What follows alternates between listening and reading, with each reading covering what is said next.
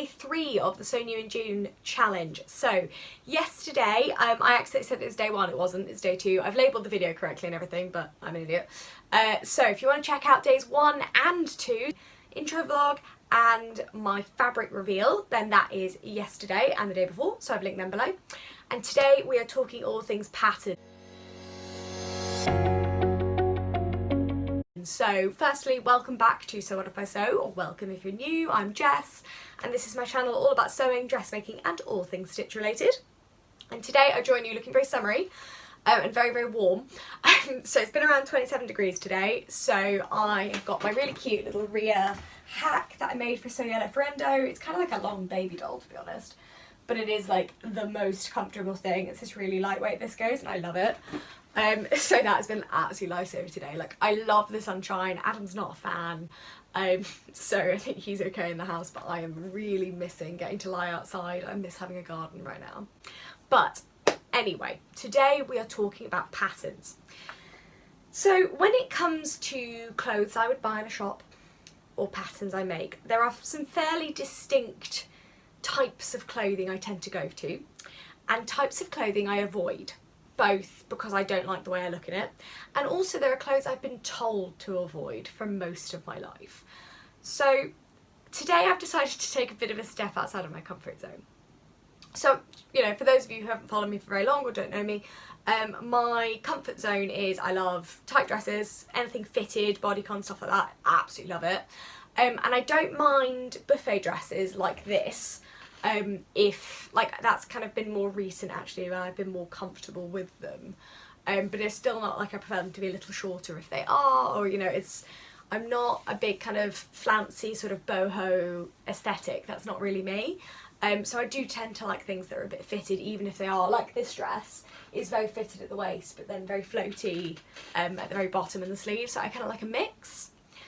But when it comes to clothing I've genuinely avoided like the plague, one of the big things on there is shift dresses. Ready-to-wear ones in particular tend to sit on the bust and then go straight down and make me look like a very wide, just pencil human, or they make me look a bit pregnant, which is just not really the vibe I'm going for. You end up with a bit of a boob shelf and then just down. But actually, shift dresses are really good for work. They're very work appropriate. They're also great when it's really hot because they're away from your sides. So I've always kind of wanted one. But then also, as a very short woman, I've never found one the right length for me that doesn't make me look really like shrunk. So I decided to take a bit of a leap of faith here.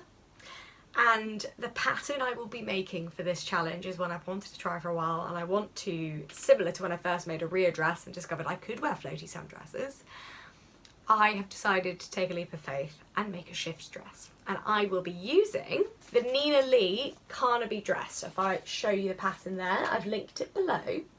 So the Carnaby dress has a sleeveless like that, or a sleeved option, and it can be colour blocked or it can be all one colour.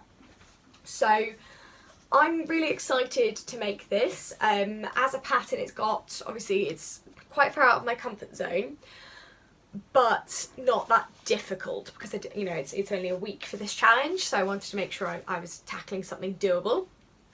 It also has an exposed zip in it, which I never do. I can do them, but I never do exposed zips. So I've got like a nice metal zip somewhere in the cupboard, which I'll show you on the day when we do fastenings. And then it's got these kind of inbuilt pockets in the second layer. So if I show you the line drawings, I'm not fully decided actually whether I'm going to make sleeves or sleeveless.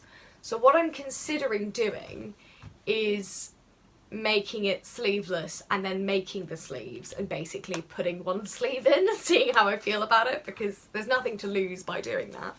But I can't decide, like, because if it's like a 3/4 length sleeve, that could look really pretty, or a sort of 60s sheath dress could look nice as well. So I'm going to see how I feel. But I'm also excited to have something like this with pockets in it. So the Nina Lee sizing as well, after doing the portobello trousers, I'm quite attracted to her patterns because I like the sizing block. So I'm going to make a size 8. So on the back she puts the body measurements and the finished garment measurements, which are wonderful. So I am going to make a size 8, which is a 34 bust, 26 waist and a 35 hip. So I actually fit, in terms of bust, I fit better into the size 10 as a 36. However, the finished garment measurements are a 35, so you gain an inch. Basically, if you make the size 8, then you end up with a 35-inch bust in the finished garment, which is, I tend to be 35, 35 and a half. And what I don't want is loads of space to make it look too, like, columny. I want to have a little bit of fit around here. So I'm going to make the size 8, because I think having a 30, because obviously again you gain an inch, so in the size 10, which is a 36-inch bust, it would end up being 37. I just think it would be too loose under the arm and on the shoulder. So we will have a go at the size 8. We'll do that. I'm going to cut a size 10. Yes, I'm a heathen, I cut out the real pattern. I don't care, don't at me. Don't care at all, it's my money. So I'm going to cut out a size 10 and then fold it into an 8, just so I've got the option for future, or if I make it, it's just not enough bust room, then I've got it. But otherwise, we've just got 2 side darts, sleeves if I'm putting them in, and I'm very intrigued to see how the pockets on this work. So the pockets are in the front, like the second layer of colour blocking there. So yeah, I'm quite excited to see how this works. So let's cut out our size 8 pattern.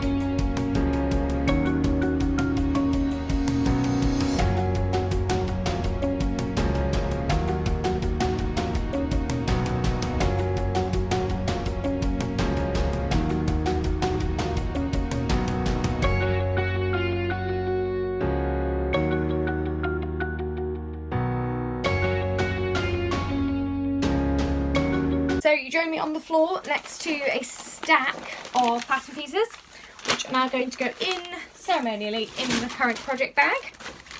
So let's pop them in here. Now, day 3 of the challenge is pattern adjustments, but I don't need to do any on this. So what I'm actually going to do tomorrow is talk about darts, because although they're not a pattern adjustment, doing them properly is a skill. It's not a difficult skill, but it's one it's worth spending time to get your head around. And yeah, so I've only got some little bust darts to do on this, so I thought, as this fabric's quite light, it's easy to mark, I would show you guys how to do darts super quickly with no stress, one time only. So stick around for that tomorrow, and we'll do some garment construction as well. So otherwise, it's exciting 3 days in to see how many people are involved. It's great, and I'm really looking forward to sewing up this Carnaby dress. I'm so nervous, but really, really excited as well. So thank you guys for watching today, and I will see you tomorrow for some chat about darts, pattern adjustments, and finding your perfect fit. So see you then.